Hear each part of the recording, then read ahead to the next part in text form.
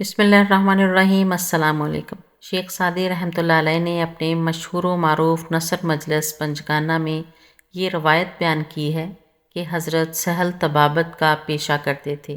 جب انہوں نے فقر اختیار کیا تو ایک عرصہ تک ریاضت و مجاہدات میں مشغول رہے، یہاں تک کہ ان کو کثرت سے رؤیا صالحہ ہونے لگا اور ایک دو مرتبہ کسی معاملے میں کشف بھی ہوا۔ حضرت سہل کے دل میں یہ خیال گزرا کہ وہ مرتبہ ولایت پر فائز ہو گئے۔ ان کا یہ خیال آہستہ آہستہ تکبر کی حد تک پہنچ گیا۔ اللہ تعالیٰ کو اپنے خاص بندوں کا گمراہ ہونا پسند نہیں۔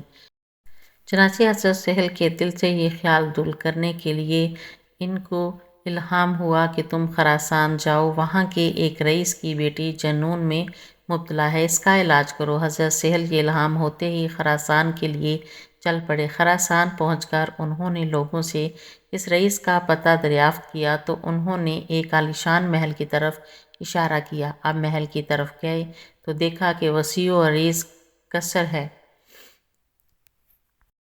جس کے سامنے ایک باغ میں کچھ آدمی گشت میں مصروف ہیں۔ حضرت سہل نے ان سے کہا کہ میں طبیب ہوں اور اس رئیس کی دیوانی بیٹی کا علاج کرنا چاہتا ہوں۔ ان میں سے ایک شخص نے غور سے حضرت سہل کی طرف دیکھا اور کہا، میاں، معلوم ہوتا ہے کہ تمہارا دماغ چل گیا ہے، آخر موت کو دعوت دینے میں کیا تک ہے؟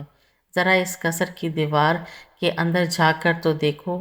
آپ نے اس دیوار کی دوسری طرف نظر ڈالی تو 20 کٹے ہوئے سر نظر آئے۔ انہوں نے لوگوں سے پوچھا کہ یہ کیا معاملہ ہے؟ انہوں نے کہا کہ تجھ سے پہلے کئی طبیب آئے، انہوں نے یہ دعویٰ کیا کہ وہ اس لڑکی کا علاج کریں گے۔ رئیس نے اس شرط پر اجازت دی کہ اگر علاج میں کامیاب ہوا تو ان کا سر قلم کر دیا جائے گا۔ چنانچہ یہ کٹے ہوئے سر انہی طبیبوں کے ہیں جو اپنے تمام نسخے آزمانے کے باوجود علاج میں ناکام رہے۔ اگر تم بھی اپنا سر کٹوانا چاہتے ہو تو ہمیں تعارف کرانے میں کوئی حرج نہیں۔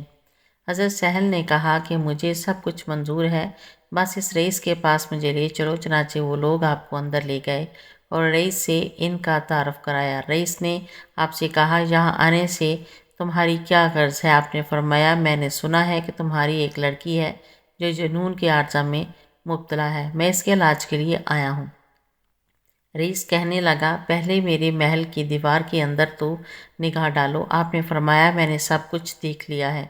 رئیس یہ جواب سن کر بہت حیران ہوا اور سمجھا کہ یہ کوئی بڑا بلند پایہ طبیب ہے جو پہلے طبیبوں کا حشر دیکھ کر علاج پر تلا ہوا ہے۔ چنانچہ اس نے زنانہ خانے میں پیغام بھیجا کہ شہزادی کو تیار کریں، ایک طبیب اسے دیکھنے آیا ہے۔ تھوڑی دیر کے بعد اندر سے اطلاع آئی کہ لڑکی طبیب سے ملنے کے لیے تیار ہے۔ چنانچہ رئیس آپ کو ساتھ لیے حرم سرا میں داخل ہوا۔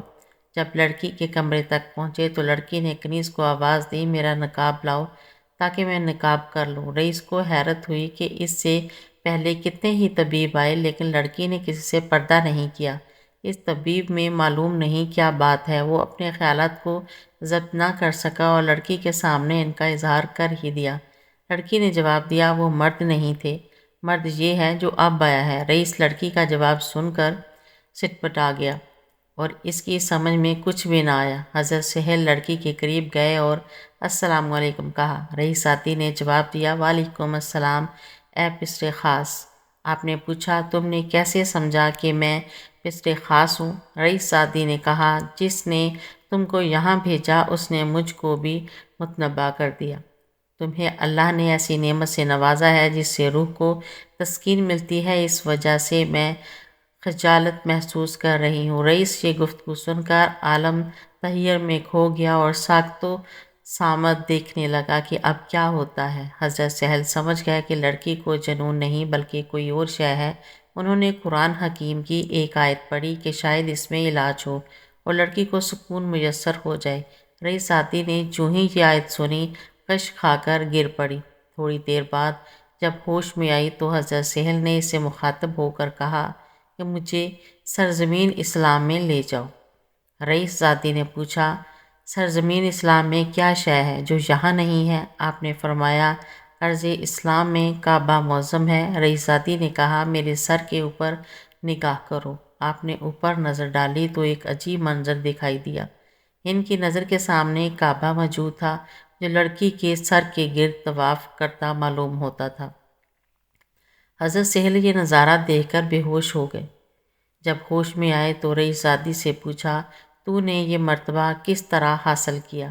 اس نے کہا، نادان، تمہیں معلوم ہونا چاہیے کہ جو شخص اپنے پاؤں کے ساتھ کعبہ جاتا ہے وہ کعبہ کا طواف کرتا ہے، اور جو اپنے دل کے ساتھ کعبہ جاتا ہے کعبہ اس کا طواف کرتا ہے۔ اور تجھے یہ بھی جان لینا چاہیے کہ تو ابھی خدا سے ایک قدم دور ہے۔ اگر تمہاری خواہش ہو تو میں تمہارے لیے اس راز کو فاش کر دیتی ہوں۔ آپ نے فرمایا، میری جان تم پر قربان، جلد کہو۔ جس نے اپنے نفس کو جان لیا اس نے اپنے رب کو پہچان لیا۔ رئیس زادی کا جواب سن کر حضرت سہیل کے سارے حجابات دور ہو گئے اور انہیں معلوم ہو گیا کہ اس دنیا میں اللہ کے بہت سے ایسے بندے ہیں جو ان سے کہیں بلند مرتبے پر فائز ہیں، چنانچہ ان کے دل سے اپنی ولایت اور بڑائی کا خیال یکسر جاتا رہا۔ اس طرح اللہ تعالیٰ نے اس واقعے کے ذریعے ان کو تنبیہ کر کے گمراہ ہونے سے بچا لیا۔ میری ایسی مزید ویڈیو دیکھنے کے لیے چینل کو سبسکرائب کریں، ویڈیو کو لائک اور شیئر کریں۔ اللہ حافظ۔